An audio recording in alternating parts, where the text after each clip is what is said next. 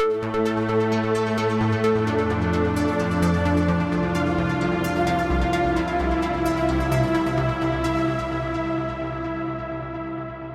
and welcome to the Sensibly Speaking podcast. This is Chris Shelton, critical thinker, coming at you on iTunes, Google Play, Stitcher, and with video here on YouTube, where you can definitely comment away and feel free to do so. You can also find this podcast at sensiblyspeaking.com, and you can comment there as well.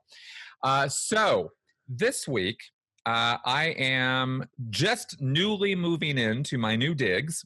So I don't have my studio space set up at all yet. So I'm a little winging it here. But I got all set up here, and I think we're going to have a great episode. This week I am having back on a guest I've had on in the past. His name is Anthony Magnabosco. And he has made a real specialty out of a practice called street epistemology. And we're going to talk about what that is. If you didn't catch the earlier episode, we will go over, do a little refresher on what this is all about and why I think that this is actually now perhaps more than ever in our history, something that we could all use and learn something from. So Anthony, welcome to my show. Chris, thank you so much for having me back on. What an honor.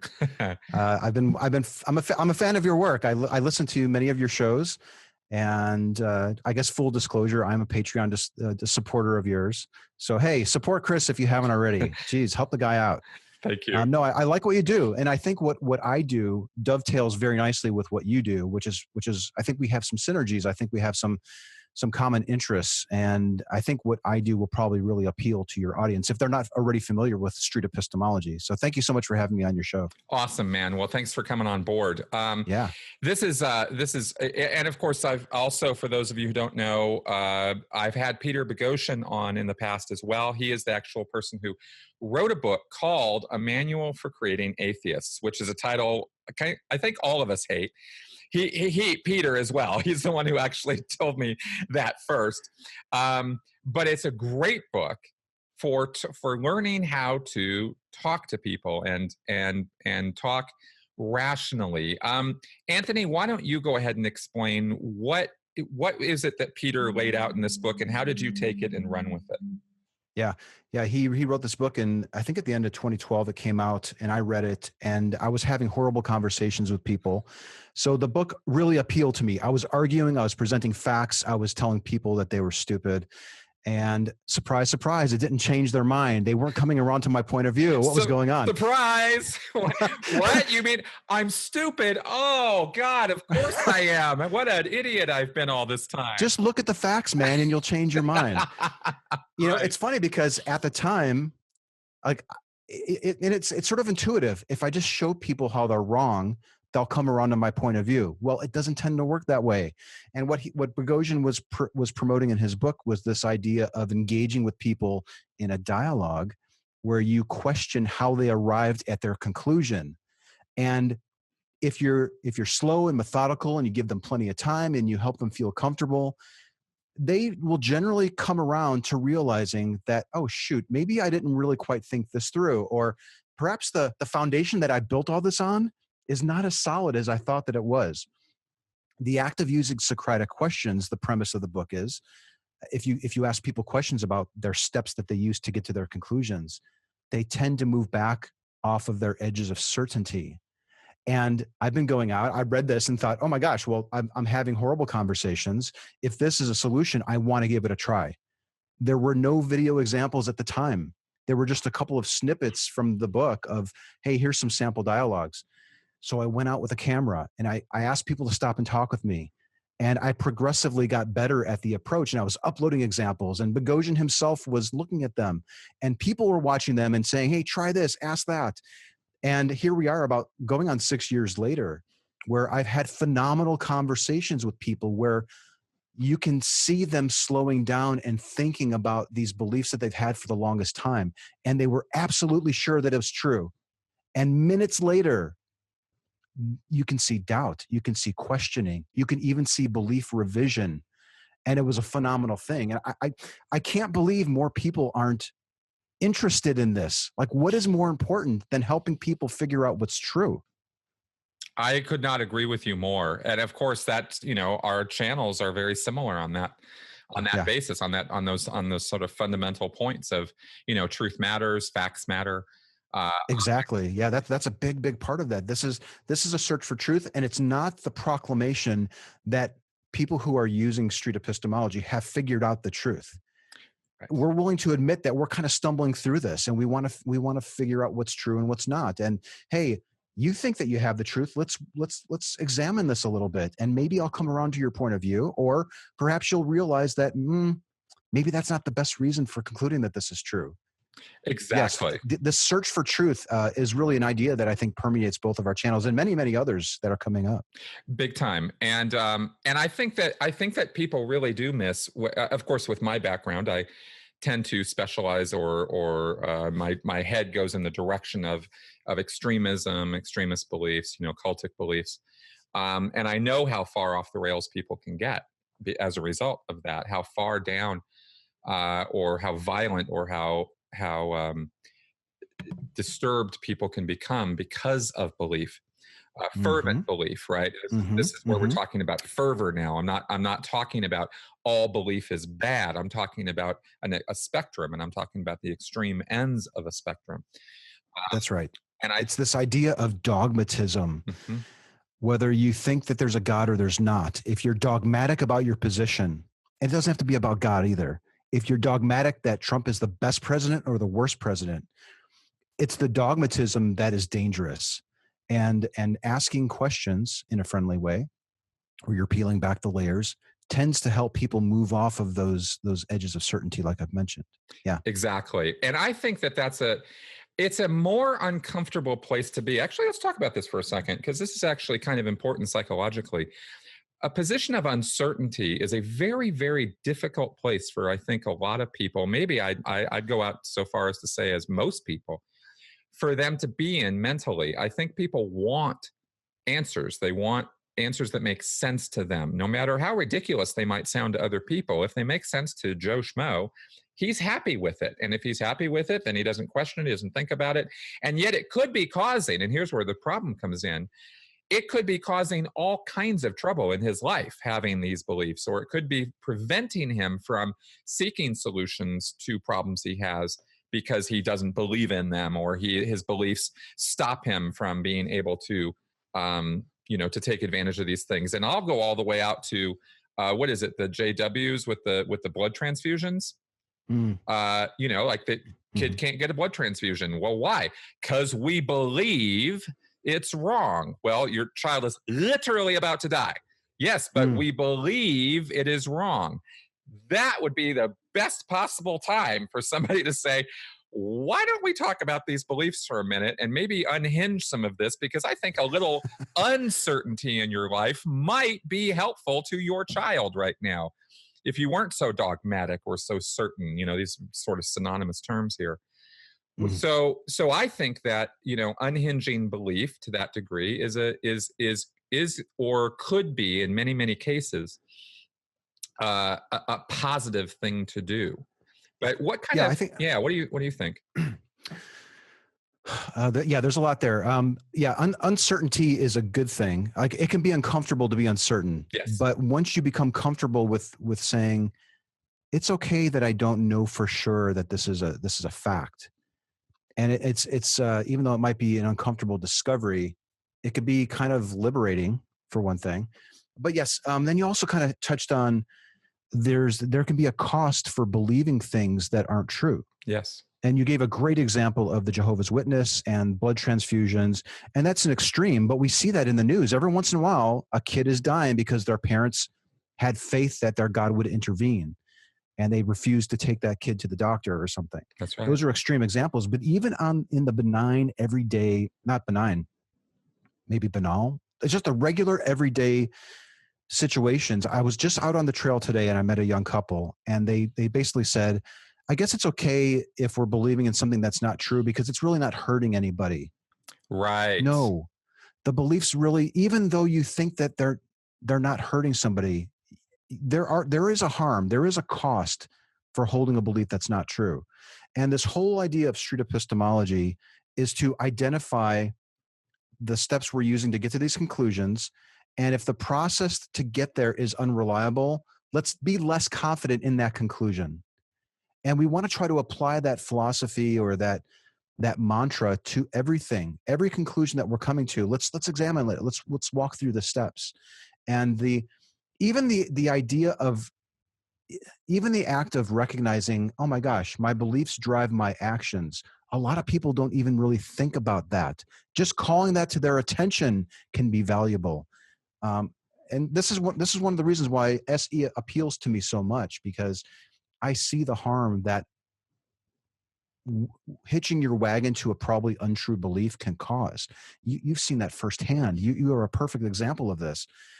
These can be painful things and drive wedges in between the people that we love and can harm us as human beings.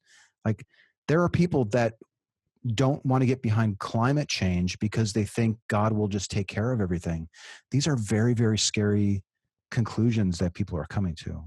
Exactly. I exactly. And now tell me what you think about this, because I also am a very, very strong advocate of freedom of speech, freedom of thought, freedom of belief. Because in the end, you can't really dictate what somebody should think. Anyway, they're going to think what they're going to think. They can believe whatever they want to believe. Exactly. I really think that's important. However, I have I'll say I have a very high tolerance of belief. That doesn't mean that I'm going to respect the belief, or that I'll respect the person, but that doesn't mean I'm going to respect the belief itself. And by that, I mean, it doesn't mean that anybody's beliefs are above criticism or are above conversation or are above doubting. I think all of it is fair game. I think we should be open to being questioned about our beliefs, about talking about them. And I don't think that the mere fact that I'm going to ask you a question about your beliefs or broach the subject and challenge maybe something a person believes is inherently, I don't think those are that's inherently disrespectful.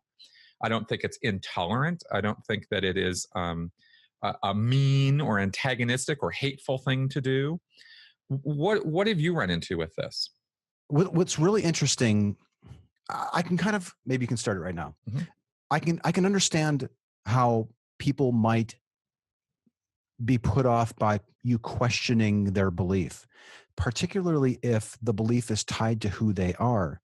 When the beliefs that we hold become so tied to our identity, when somebody questions your belief, you're challenging them as a person. It could be very confrontational. It could be very upsetting. So I can understand how people might get defensive or say, how dare you challenge me about this belief or try to change my mind? Because people fall in love with their beliefs. They do. And it can be really problematic. And what we try to do when we have these conversations is to ask the person if they would like to explore the belief with us, where we can take the belief and put it under a microscope and actually step aside from it and view it from a different angle and try to distance the person from their view, even if just for a minute or two. And then, here you go, take it back, tuck it back away again. But it could be a real challenge, especially when it's something that you were raised in, or you're part of a tribe because you hold this view. You would get ostracized if I discarded this belief, or if I'd lose my job. My wife would leave me. My kids would be gone if I declared that I no longer believed this thing. So our beliefs are very tied to who we are. There's a cost associated with it. I can understand the reluctance to question, but we have to, if you value truth, you should be willing to set aside, consider the possibility that you could be mistaken, and let's have an honest examination of the steps I use to get to point A to point B. Perfect. And I think what you just said would be foundational to someone claiming to be a good critical thinker, or somebody claiming to have critical thinking skills, would be the willingness to do exactly what you just said. Between that and the other foundational concept or pillar for me of critical thinking is the willingness to say, I don't know, For sure, when you don't know. It's funny. We've been doing SE for a while, and and I know we were planning on touching on this, like the improvements where we've started. I think we touched on it, and then where we're going. Yeah. And before I forget this thought, I wanted to bring it up. Sometimes people are reluctant to examine a belief for the very reasons I just mentioned. One thing that we've been experimenting with when we initiate talks with people, and you don't have to initiate talks on the street with a camera to do SE, to do street epistemology, but the prominent examples are us doing that. One thing that we've been experimenting with is doing fun little thought experiments to see if we're going to have a problem later on in the conversation. So a good example along critical thinking is, have you ever seen this where I might make a claim? This wasn't my idea. Science Pete, kudos to him for coming up with this. He said, what if you just ask people, tell them that you're going to make a claim that you own a Ferrari, and then ask them on a scale from 0 to 100 how sure they are that that claim is true. So you can spend 5 or 10 minutes simply discussing not even a sensitive belief that might cause them to shut down, but this semi-hypothetical situation. And it's interesting how people will say, oh, I put it at an 85% that you own a Ferrari, Anthony, just by you saying it. Somebody will just say that, or they say, oh, I'll put you at 2. And then it's interesting to explore the differences. Well, why did you put yourself there? Why was that the right number for you? And then you can have a good discussion about, well, what would change your mind? What would increase your confidence? Oh, me showing you a car key would increase your confidence.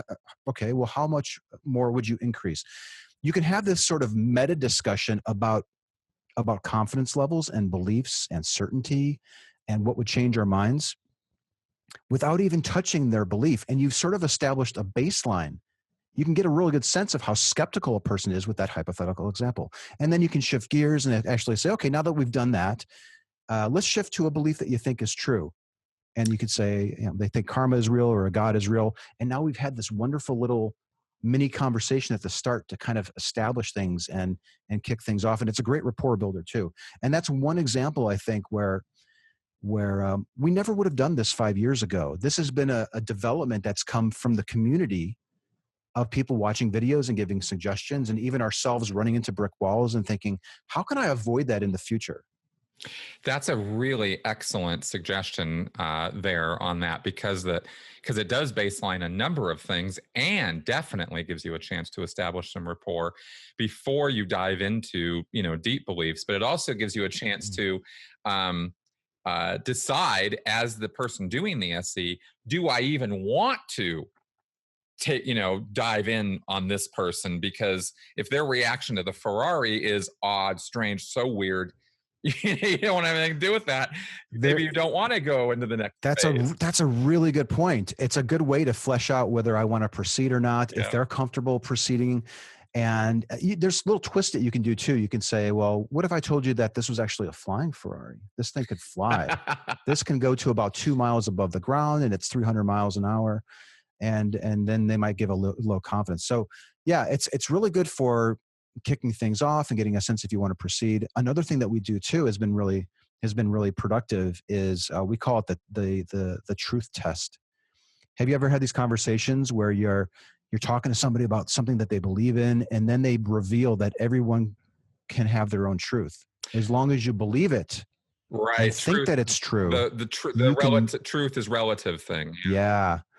So we try to suss that out we carry these little boxes of candies around, and we say, well, is the container, is there an even total number of pieces in here or an odd total number of pieces? Surprisingly, or maybe not surprisingly, a lot of people will say, well, it can be both simultaneously. What is that, Schrodinger's candy? What are they talking about? It can be both simultaneously. What? Well, it makes for a good conversation, and it's a huge hurdle that you need to overcome before you move on to why they think karma is real, for example. Right. No, these are excellent points. I couldn't. Wow. But you got to take people where they're at. Let me ask you a little behind the scenes here. So, because we see the videos, and I love your channel. It is the most educational thing, just watching the conversations. Because you have a little GoPro strapped to your chest or something, and you have a little clipboard, and you approach people, and you are so mannered and so pleasant in the conversations, which of course is necessary for it to work. How many people like percentages wise, because we don't see this, how many people say no? How many people like or immediately get their back up or start, kind of flipping out on you or something? Like no, like they don't want to participate. That type of thing? Yeah. Does that come up? Yeah. I'm just thinking. I think I don't track it, so this is going off of years and years of asking questions in different cities, different locations. Yep. Different times of day. I'm wearing different clothing. Yeah, but I was wondering on a broad basis, Yeah, on a broad basis, I would say 1 out of 4 or 5 people will agree to talk to me. It's pretty high. I think that's a pretty good success rate. Yeah, and there are some people. There are some people, Chris, that I don't even ask because they have their earbuds in. They're walking by. Maybe they're sneering at me. Like, so there's some bias, I think, inherent in this. Right. Perhaps the people who do agree to talk to me, maybe they're a little bit more open to belief revision or more closed, or they might have a tendency to have less justifiable beliefs than some other people, or, who knows? I mean, this needs to be studied scientifically, but a good portion of the people that I ask do stop and talk. And then the overwhelming majority of the people who do stop and talk and we have a chat tend to report that they loved it. They loved it, even though it was a sensitive belief that was tied to their identity.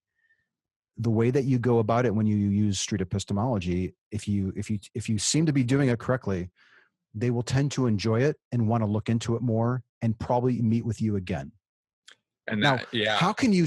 How does that ever happen when you're arguing and debating with somebody and presenting them with facts? It doesn't generally happen.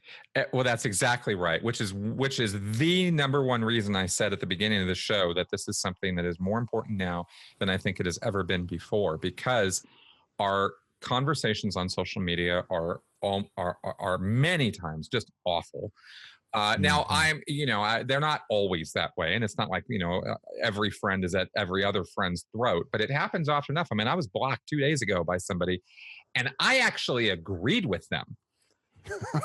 I was just pointing out a couple of logical fallacies in their argument, and it got so ugly so fast. It was. Let me point out a few obvious. Let me point out a few obvious examples of differences between what you've just outlined and what I do. Yes, I go out in public. I'm having face-to-face conversations with people that I don't know. They're being recorded and know they're being recorded, so they might be on a better behavior. It's face-to-face, so they might be a little bit more cordial than normal. Not that face-to-face eliminates all kinds of misunderstandings, because it doesn't, but I think it is better than a text-based conversation. Without doubt. There's less likely, somebody going to pull up a link or say, hey, watch this video. And that might happen during a text conversation. On Facebook, you probably have people observing, so the stakes are a little higher, right? Your friends are watching. This is Chris Shelton arguing with him. Right. You better freaking represent. And that person might be, on their toes a little bit. And then other people might want to join in to goad you or to say attaboy, which might end up hurting the conversation. Yep. So there are a lot of advantages, I think, to having a face-to-face. And it might even, SE might even be more effective, possibly. I don't know if this for sure, but I'm going to just throw it out there and we'll see what happens. It might be more effective when you don't know the person all that well. So when I get into an Uber and she makes a statement about how if you just believe it, like The Secret, and you believe it's strong enough, you can make it happen. I've had great conversations with strangers, and I have had street epistemology-based conversations with family members and close friends. But it is different. It's challenging. It's more challenging, I think. And I'm not exactly sure why that's the case, but it definitely seems to be the case. I wrote an article about this. There's on the Street Epistemology website, if you don't mind the plug, there's an article that I wrote. I wrote an article called How to Use Street Epistemology, or Using Street Epistemology with Loved Ones. And I point out some of these differences. Well, it's important. I'm glad you said that, actually, because it is different. Intimate ties with people always bring emotional ties and connections. And with people you meet on the street, there isn't really much of an emotional connection beyond you're both human beings. Maybe the person's attractive to you for some reason, or maybe there's, there's something about this person that appeals to you in some fashion, but they're total strangers. I mean, you don't know anything about them really. And so there's not an emotional commitment there. In an intimate relationship or familial relationship or friendship relationship, you're invested. And if you upset this person or cause a rift or something, then that threatens the whole relationship, and that threatens our emotional stability. That very well could be the case, but here's why I like promoting SE so much. I would like to get so many people interested in this topic of street epistemology, that my loved ones, my friends and family, while they may not run into me using SE, they might run into somebody else using SE. And that's why I think it's so important that we all get familiar with this tool and try to learn it and try to promote it as much as we can.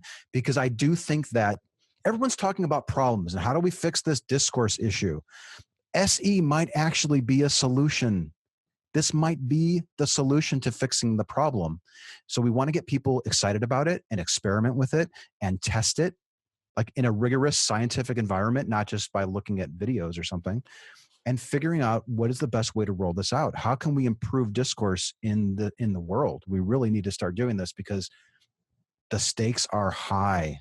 The stakes are very, very high. I could not agree with you more on that. Peter himself told me that SE doesn't work on social media, but I think you have experimented with this or tried this, or what's your experience with this? Well, it all depends on what you mean by work. If you mean questioning a person in a respectful manner where they slow down to think about the belief, I would say, that works for sure enough. Yes, but that would work. Belief revision. I think it's possible that somebody might revise their position based on a conversation. Let me put it this way. I had a dialogue with a woman. I ended up making a tutorial out of it. I think it's my 6th street epistemology tutorial video, 5th or 6th, where it was entirely over Twitter. Where this was years ago when Obama was president, and she thought that he was a secret dictator who would not leave office when his term ended. That was basically her claim. So I SE'd her, and it had the usual challenges. People were spotted the thread and weighed in and told her she was stupid, but I kept focused and I kept it respectful.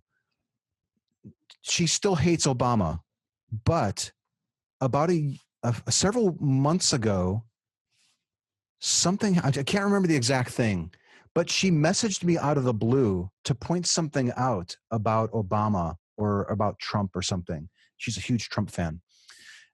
And, oh gosh, her tweets make me sick, but we follow each other. Anyways, I'm getting off track here. She remembered the conversation enough to reach out to me years later to pass along some other little tidbit of the discussion that we had, something that was relevant to our discussion. Who does that? Like, she's had thousands of conversations with randoms on Twitter since that time, but she remembered ours. And that's what I think is so important about these discussions, that they tend to stay with people and resonate with them. And we like to frame this in terms of planting seeds. Let's put a pebble in a person's shoe or plant a seed.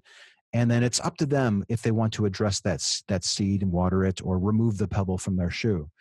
And I think her getting back in touch with me was probably an indication that our talk stuck with her. It wasn't a typical ugly Twitter drive-by. Like, it meant something to her to reach out to me.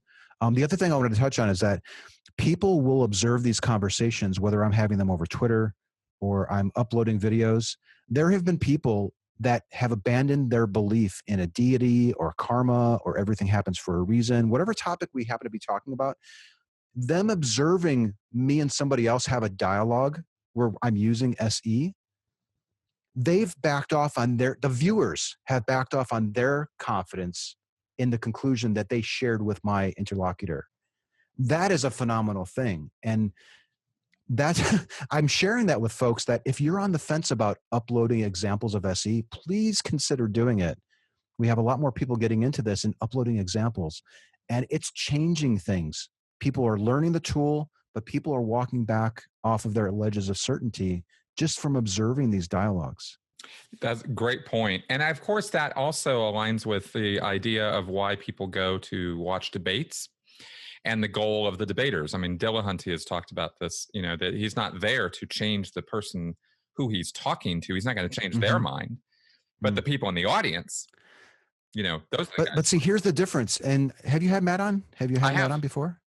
Okay, I haven't seen that one. I'll have to watch it. It was a while back. Okay. Maybe the link will be right here. Exactly. Got to interlink that stuff. That's right. So, yeah, and I think the debate approach or the Dillahunty approach, where he's going after the audience. Right. That was a surprise to me. I'm going after the person that I'm speaking with, but I want to do it in a way where it's educational. And yes, the viewers, of course, observing that. But SE is so good for having those intimate one-on-one conversations with a stranger or a loved one, your mom, your friend. Right. This is the approach that I think we need to be taking if we're interested in challenging a person's belief, but we value the relationship. I think what Matt would probably agree is that he's possibly sacrificing the relationship with that caller for the greater good.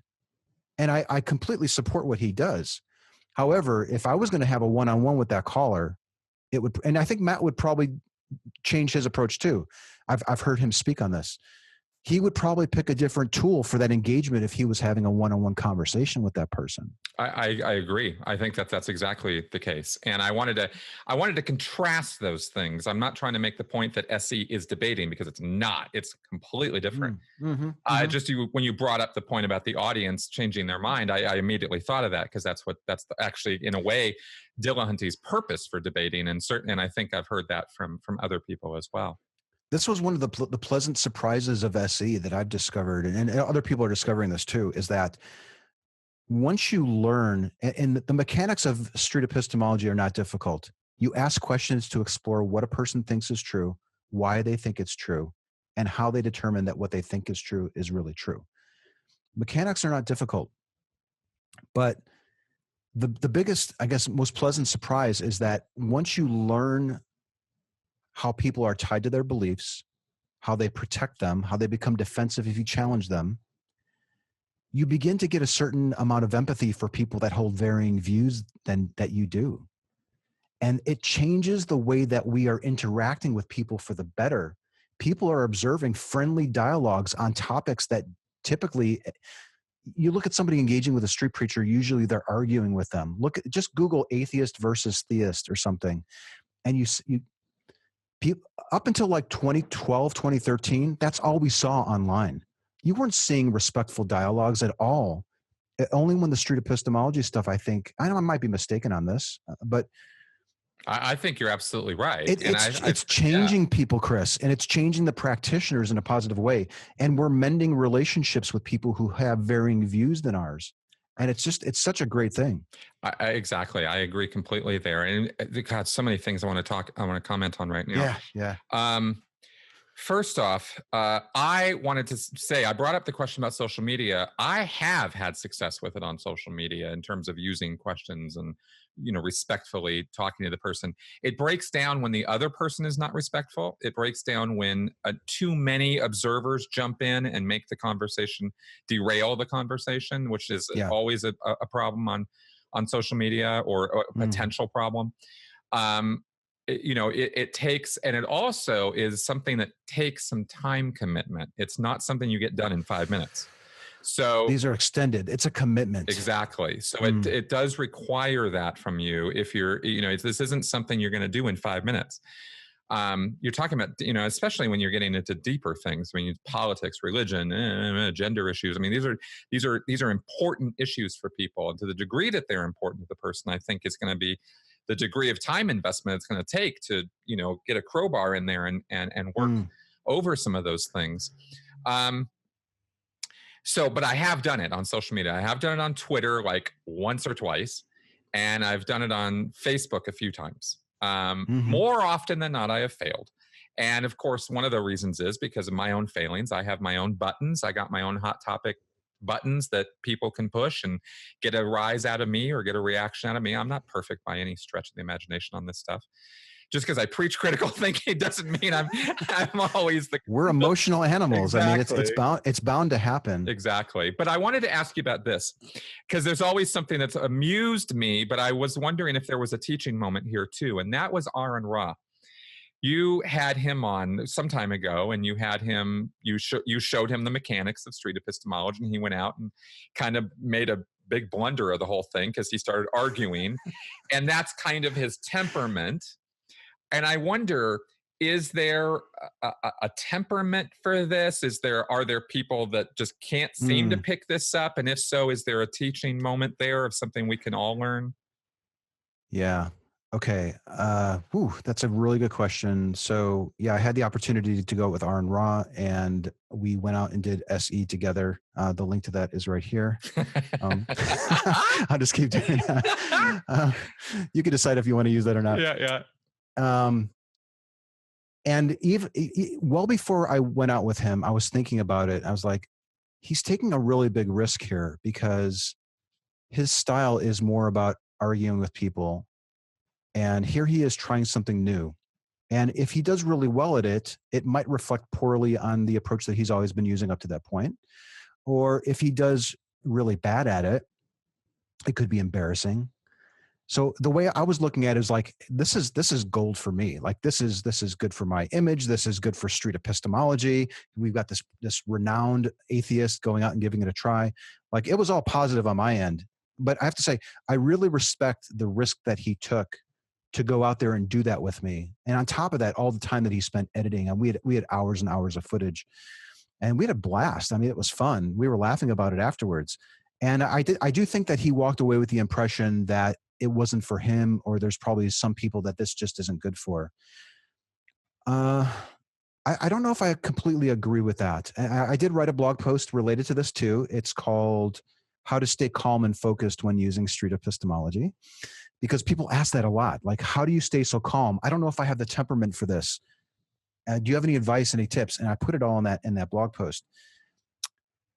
There are some people who don't have the temperament for it. And there are some people who think that they don't, but they actually do. So my advice would be, give it a try. Try preferably face-to-face, I think would be best. But and select very simple, basic goals. I get really mad and angry when someone says that they think God is real, because I don't believe that anymore, and I can see the harm that belief causes. But you know what? I'm going to find somebody who does believe it and just listen to them and maybe ask them a question. And hey, if they say an I don't know, I'm going to count that as a win, and I'm going to end it on good terms. You can start very slow and very basic with your goals, and then just broaden it out from there. And you don't have to use street epistemology for sensitive topics either. You can use it for the person who thinks that red cars get more speeding tickets than any other car, or that type of stuff, or if paper bags are really better than plastic. So you don't have to select sensitive topics either. This is a tool that I think Aron would agree that this is a tool that is available to him if he feels like wielding it. Somebody I think mentioned in the comments of that video, which is on his channel, not mine, that watching him do SE was like lighting a cigarette with a flamethrower. And I love the visual on that. Yes. But I like I said, I give him credit for doing it. And he seems supportive of what we're doing in street epistemology. And he has a lot of followers, and a lot of people who were attracted to his style initially saw a different way. And a lot of people are now in SE, and they still love what Aron is putting out. But I think they're now aware of a different approach, and that's a good thing. Exactly, agreed. I think because there is this style of, and it's kind of the old school atheist style, I guess I could say, from what I'm experienced with this stuff. I mean, I'm only coming into this stuff for the last 5 years, so that's about where I started getting into it too. Yeah, but I seeing the four horsemen, the Dawkins, Hitchens, Harris. That's right. Seeing their style. Aron Ra, especially more so maybe than Matt Dillahunt, who tends to take a calmer approach, is I'm going to bludgeon you with facts, and you're gonna be so your ass is going to be so whooped with all these facts, you're not going to have anything intelligent to say in return, and of course you'll change your beliefs as a result. And what you find out in studying psychology is, I'm sorry, but while it might sound like that makes sense, you can prove every single fact a person has wrong and wallop them with all kinds of objective truths and still not change their mind. And what's the point of arguing and giving people facts if it's not going to help them abandon a view that's probably not true? And that's such a big takeaway with SE that we want people to get, is that yes, facts are important. They're crucial. That's how we navigate the world. However, we have to recognize that there are a lot of people who are not ready for that yet, because they never based their beliefs on facts to begin with, or the facts that they think that they did really weren't factual in reality. So you have to assess where a person is at, and street epistemology is so freaking good for making that assessment. Do they think truth is objective? Are they skeptical if I were to make a claim about that me owning a flying Ferrari? How open are they to belief revision? How important is this belief to them? What would be the cost if they were to abandon this belief? Help figuring out where to meet a person. And Boghossian mentions this in his book. You try to meet a person where they're at. And when you ask questions, you can assess where they're at and decide where to meet them. There are some people I might meet on the trail who are ready for facts that show that the earth is more than 6,000 years old. And they might, I wouldn't dare give them one fact to show that the earth is very, very old, until I confirmed that they were ready for it. And it would, in fact, lower their confidence. And we waste our time giving people facts to things that they will not find convincing. We need to stop doing that. Big time. Thank you very much for saying that. I think that is one of the most important things we've covered here today and I think that is where social media breaks down a lot. I keep going back to social media because it's how I interact with a lot of the world, and two, it's how a lot of other people interact with the rest of the world. So, it's made our world smaller, but it's also made it worse in some ways, and it's made it better in tons of ways too. Don't get me wrong. I'm not down on this just to be down on it. I want to fix things. I'm a fixer. That's what I do, So now, but there was something else you mentioned there in terms about somebody being ready for it, and somebody and I this was commented on recently at the Hub. I gave a talk last week, and we were talking about SE or something at the end of it, and someone mentioned, I don't know if this was in one of your videos or if this was in another video or if this was somewhere else the person had seen this, but they were there was a man who had been a drug addict or an alcoholic, and he was approached and, okay, let's talk about your belief in God. And his first, like right out of his mouth, that's what keeps me sober. God is God. Jesus is my anchor, and without Jesus, my life would be in ruins and tatters, and I'd just go kill myself. And there are definitely people out there, especially, graduates or partakers in 12-step programs, who do believe that, who absolutely have gone clean and sober as a result of their beliefs. And that is their anchor. What do you do when you run into somebody like that? Yeah. I think there are a couple of videos that come to mind where I've had conversations like that. I'm thinking it might be Against the Grain, which you can find right here. You're really making me work on this one. I'm going to give you all these links, dude. So it's up to you to put them in. But okay, so when you learn SE, you tend to realize fairly quickly how freaking powerful it can be. You're wielding a very sharp scalpel, and you need to use it wisely. And there have been many times where I've ended a talk with a person because it seemed like they were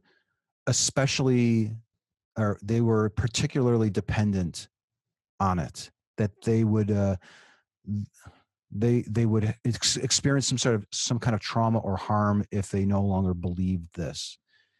So I think in that instance, I even warned him basically, like, so just so you know, when I ask these questions, they tend to help people think about their beliefs and sometimes even back off of their certainty. Like, I think I laid it all on the table for him. And he's like, oh, no, I'm fine, that type of thing. So he kind of gave me the green light, but I still proceeded very cautiously. But there have been many times where I've ended the talk and they're like, what's going on? Like, I thought we had 2 more minutes left. I'm like, I think I'm going to end it now. Let's just wrap it up. But you have to be careful too. Don't be so quick to end it when somebody throws out a doomsday scenario, like I'm going to just go on a shooting spree if I don't think Jesus is real. They might be saying that as a protective measure to protect their belief. They may have just been taught that. It's a throwaway line that they've never thought about. They would never really do it. But you have to be careful. If they say it and they mean it, then end it. I think I have a talk. I have a blog post. It's called "When to Abstain from Street Epistemology." And it goes into these different scenarios. And I even have a tutorial video. I think it's the 4th or 5th one. It's when to bail, when to stop engaging in somebody at this level, because they could be harmed as a result. And we don't want to harm people. We want to help people reflect on their views. But yes, we recognize that there's a potential liability here. There's a potential response. There's definitely a responsibility here, I think, and an obligation that we have to be there for people. So you were talking about this takes a lot more time. Yeah, it takes a lot of time to challenge their belief and walk them through the steps, or have them walk you through it is probably more accurate. But then there's another time component that we tend to forget, but I want to elevate people's visibility to this, is that you should try to be there for the person afterwards when they start experiencing doubt and realizing that you've left a huge pebble in their shoe. Try to make yourself available to them for support, or to keep challenging them if that's what they want, because they might need that. They might need that help. No doubt. People talk about getting folks out of cults all the time.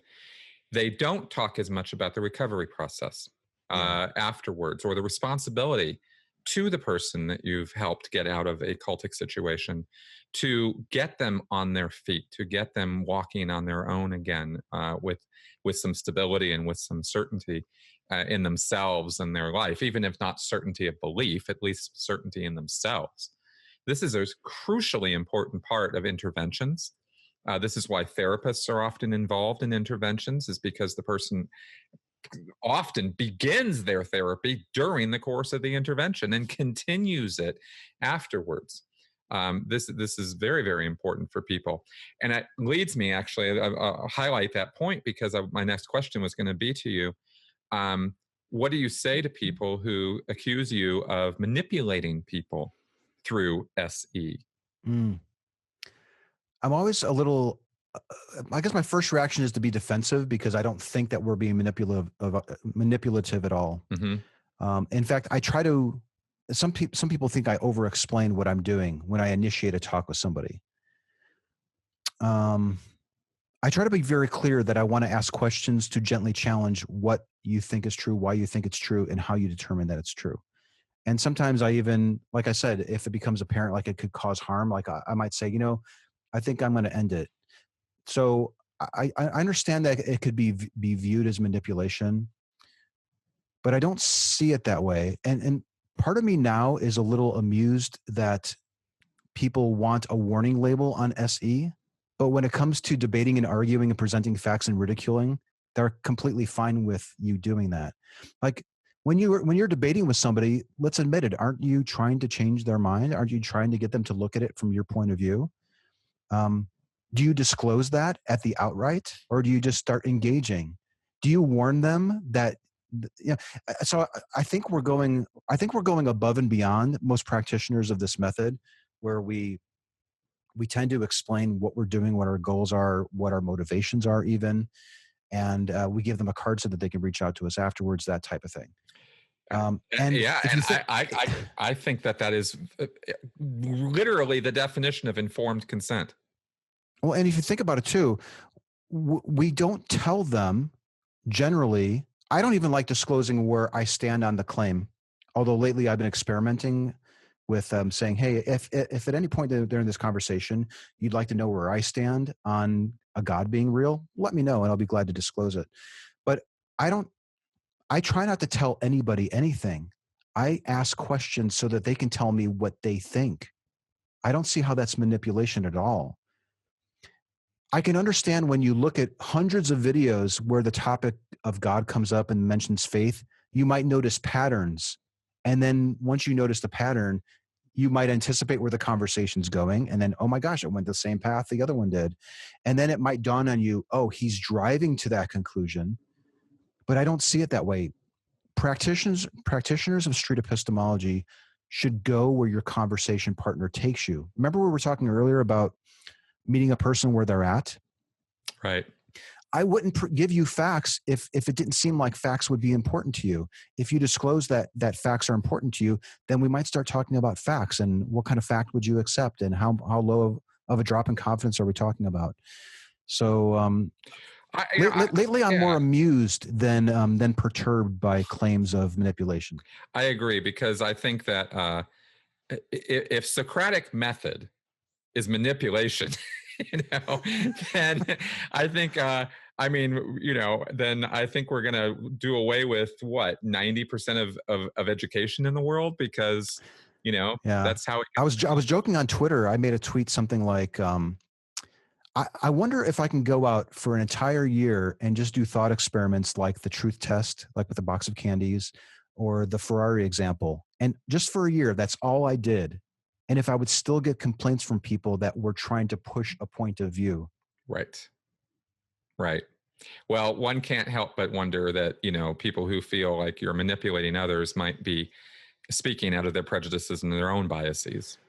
Well, what does it say about your stance on a claim if you're trying to dissuade somebody from questioning others on where they stand on it and promoting critical thinking in the process? Right. It doesn't put you on a very solid foot if you're worried about what we're doing with SE. I think people who are worried about SE either don't understand it, or they're at some level they realize how shaky a foundation their core beliefs are on, and they're threatened by it. Yes, I think that's exactly the case. The uncertainty, again, going back to that point, circling around to that, is so uncomfortable for so many people.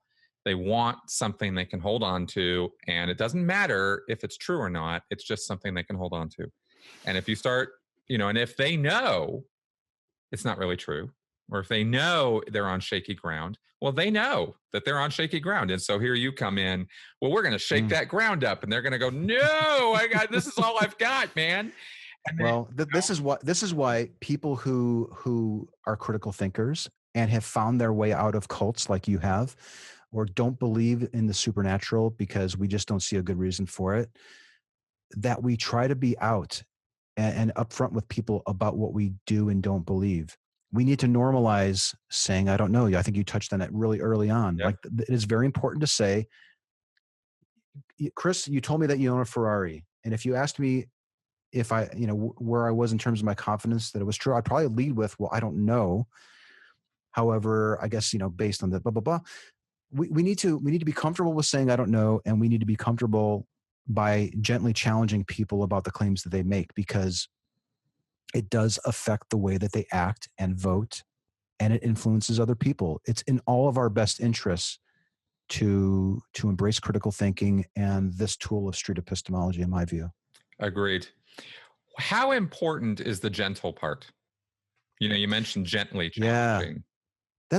I'm glad that you brought that up, because I think a lot of people have never seen a gentle, calm discussion on sensitive topics. Right. And they think, oh, that's all you have to do when you're using SE is just be calm and reassuring and make people feel comfortable and that type of thing, and listen to them.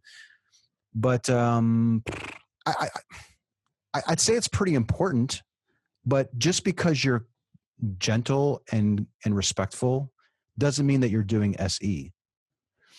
So I'm trying to think of another way to frame that, but SE really is about asking questions, listening very intently to what they're saying, validating that the reasons that a person is giving for their view is really the reason, getting an assessment of how sure they are that it's really true, seeing what would change their mind, confirming that it really would change their mind, and driving to the foundation. That's really what SE is.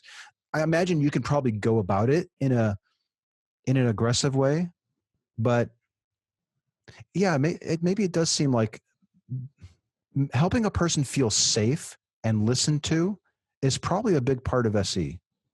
Oh, I would say, from what my knowledge and experience of human relations and questioning and getting people to open up. I think it's crucial.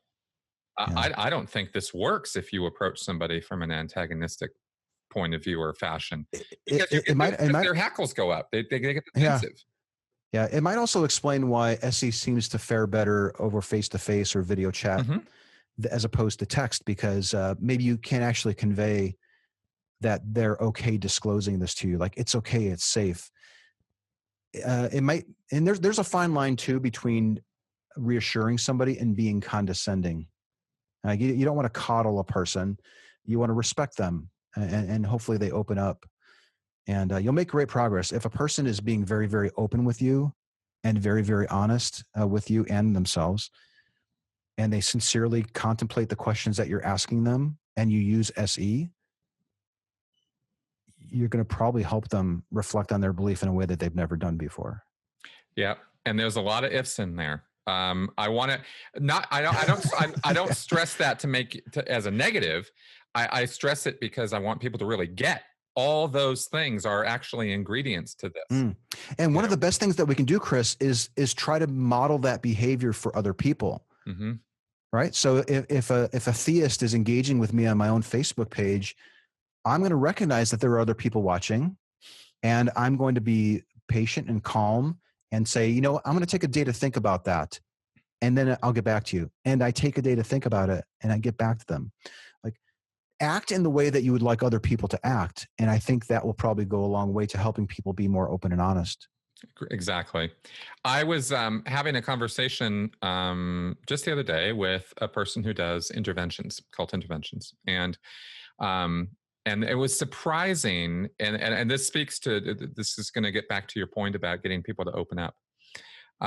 It was surprising to me in talking to him about, this is somebody who's been doing this for decades, by the way. I mean, very successful, has done thousands of them, and definitely knows all the ins and outs of this. And one of the things that you do is you are going to be talking to the family or the people who are, you know, getting you to do the intervention.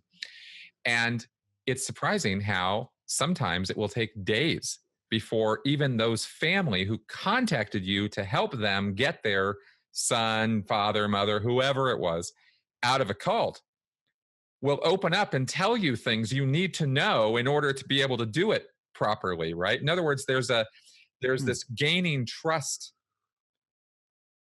thing that has to happen. And before somebody's going to open up to you about deep, intimate, personal beliefs, you know, for real, you really do have to establish some degree of trust, I think. Now, maybe, and I think that's where another point where that baseline Ferrari question really is useful. I mean, because you're doing a short thing, you're not doing an intervention. So I'm showing a more extreme example to kind of make a point, you know, about this opening up business.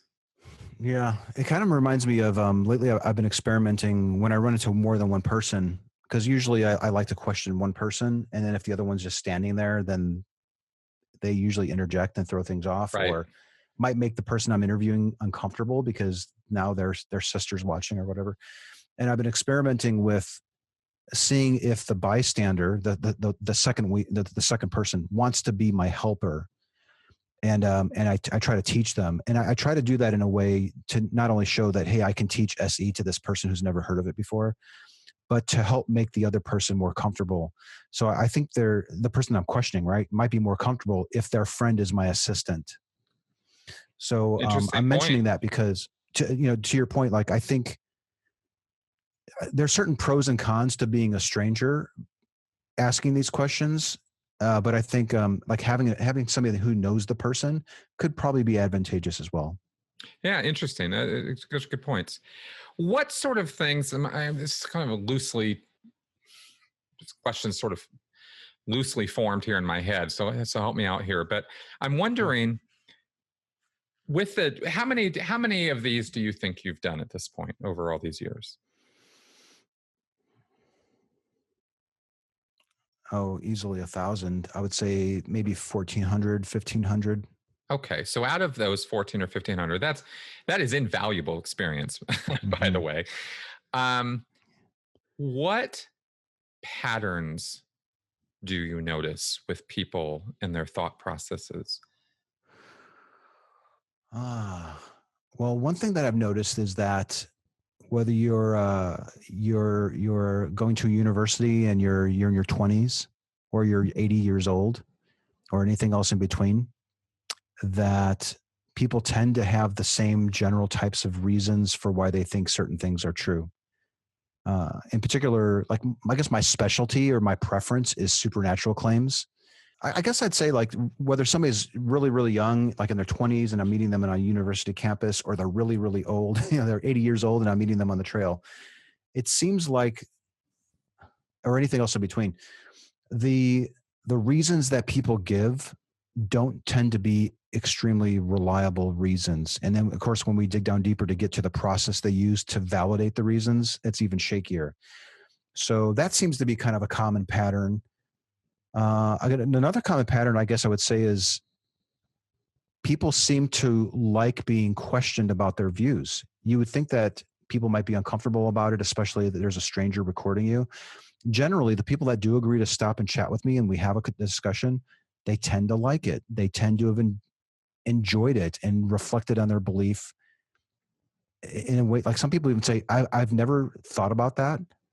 I love the questions you asked me, and you've really given me something to think about. So thank you so much for your time. That tends to kind of come up quite a bit. When you mentioned before there about the reasons people have for validating their own beliefs, what were you thinking about there? What kind of reasons do crop up from person to person to person? Well, you're also talking about patterns, so I guess this is kind of related to that. Yeah. Especially I was thinking reasons that a lot of people will say. Yeah. Yeah. A lot of people will mention that it was something that I've always been taught. I grew up with this belief. It's cultural. It's part of my identity.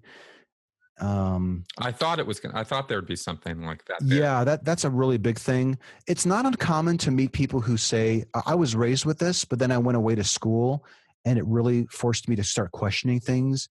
And then I had this experience with the God and that type of thing. So a lot of people, it seems, will acknowledge that they were raised with it, but then they go to great lengths to explain how it hasn't skewed their thinking at all, which, makes me wonder if that's really the case. But that I'm tends sorry, to be kind of I have to laugh at the ignorance there, but yes, it's awesome. that tends to be sort of a common theme. Another common theme that comes up a lot, especially with supernatural claims, when you ask a person, well, how did you determine that justification for you thinking that something is true, how did you determine that it really is true? And they almost always say, well, I take it on faith that it's the case. Faith seems to be a very common justification or even method that a person is using to validate their justifications. That comes up a lot. It doesn't mean that they're all using the same definition of that word. Well, I was just about to ask you, do you ask them then, what does faith mean to them? Absolutely. Okay. Ask them what they mean by that word, write down the definition, confirm that that's what they mean. Use a couple of different examples where you could employ that definition of that word for different scenarios and see how they're different. And what I think you're going to find is that the way most people tend to be defining the word faith, and I've developed this definition, my own personal definition of faith, based on hundreds of conversations with people about it. Generally, it means untestable trust. I'm going to trust that this is true, but I have no way of verifying it. That's usually what people mean by faith, but I don't assert my definition onto them. I'll ask them what they mean by it, and I will entertain their definition for the purpose of the entire conversation. Isn't it interesting how we can do that? No real reason at all no evidentiary reason. There are some people who say quite defiantly, you don't even need evidence to conclude that this is true. It's so obvious that it's true. It's insulting to God to even propose that you have evidence to justify him. You just need to assert that he's true. It's such an interesting Fortunately, I think thing. that's a small minority of people who go that far. Yeah. But faith seems to be like the crowbar that lots of people use to wedge in their little pet beliefs. Now, let me ask you this, because this is maybe a little challenging, but I'm not challenging anything you've said here, or the idea that people accept things on faith, and from when they're accepting things on faith that we think are ridiculous, of course we want to ridicule that. And yet, what do you think of this? Do you think faith is also a driver for us in discovery, in learning new things, in finding out things about the universe? Like even if it was just the faith-based claim of there's more to know. There are things out there to learn. Star Trek, the final frontier, right? We're going out there on faith. We have no idea what's out there, but we think something's interesting is out there. It could be a black void forever, but no, we have some faith that maybe there's some planets and there's some people out there, and we can hook up with them. We have no reason to think that except for our existence, and that doesn't prove anything, but we're going to go out there and do it anyway. Or I have faith that there is something smaller than a quark, and I'm going to keep looking and see, would that also not be faith in a way? Well, it sounds like the way that you're using it there is possibly as a synonym of hope. And I think we hope that lots of things are true. Hope is a great motivator. Like, I hope that this interview reaches thousands and thousands of people that want to look into SE. Like, I don't know that that's the case. I hope that it's true, but I think we'd probably have a way of determining, like, we could look at the number of views and we can see, did we notice a spike in people joining the Street Epistemology Facebook group as a result of this and that type of thing. We could probably measure it and determine if my hope was warranted. Where I think we get into trouble is when we say, I'm justified in asserting that this is true because I hope that it's true.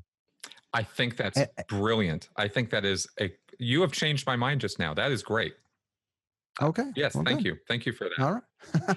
And I appreciate you thanking me for changing your mind, possibly, because a lot of people are threatened by that. And I think getting my mind changed is one of the best things that could possibly happen to me. No, I think when it's like I said, when it's well, as we've been talking this whole hour, when it's respectfully done in a gentle way, then when you responded to my question just now, you differentiated faith and hope.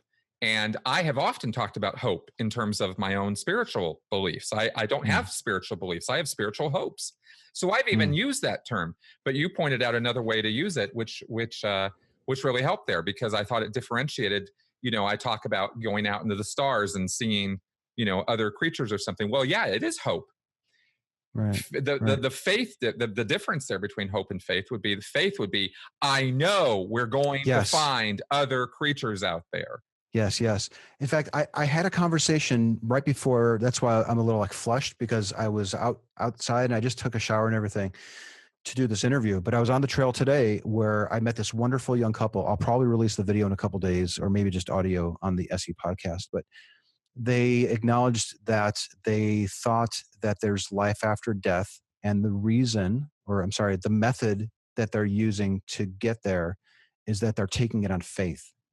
That's the case. And they defined faith a little bit differently. They said, faith is something that you believe is true because you really, really want it to be true. So then we started talking about, well, could I think that there is no life after death and I'm going to take it on faith? And they said, well, yeah, you could do that. And they said, well, we have a friend who thinks that when you die, you come back as some other creature. And I said, well, what if she's taking that on faith? If everyone's arriving at their conclusions because of faith, what does that say about faith as a process for being certain that these things are true? And I think it was slowly dawning on them that it's probably not a very good way, a good method for arriving at these conclusions. If they're different, they can't all be true. So the process is probably suspect.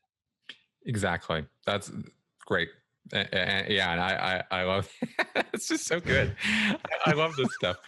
One of the things I love about watching other people do this stuff is so educational. Is you think of questions I never would have thought of, or you think of ways to put things that I wouldn't have, and you just, oh yeah, right. Sometimes just the question alone can, for somebody who's really got the wheels turning, just the questions alone can be educational. You never know what kind of question will really cause a person to think. Just asking a person, what do you mean exactly by God? Yeah. For a person who's never explored it, that could be a profound, earth-shaking question, where for many people, that'd be like, oh, God is Vishnu. I mean, come on. Yeah, duh. Hello. Of course. Duh.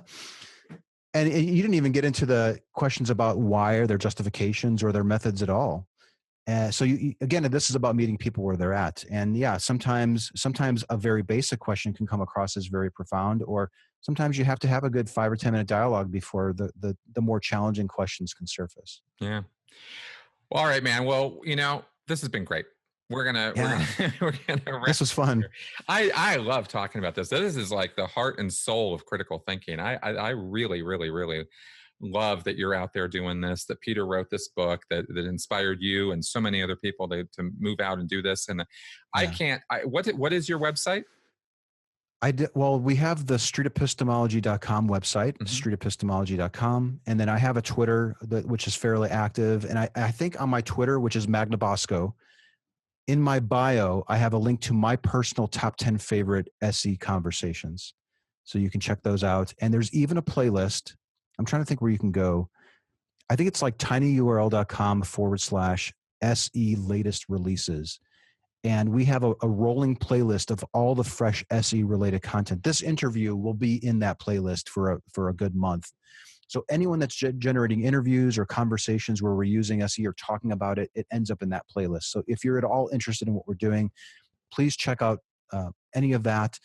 Or we just started a Discord server to complement the Facebook group that we have too. So we have a very active Facebook group with over 5,000 people. So search Facebook for Street Epistemology, join the Discord server, and tell people about what we're doing. We want feedback. We want people to try to poke holes in what we're doing. Or if you have expertise in philosophy, psychotherapy, motivational interviewing, linguistics, whatever, and you think that you can help us get better at this, please bring your expertise forward.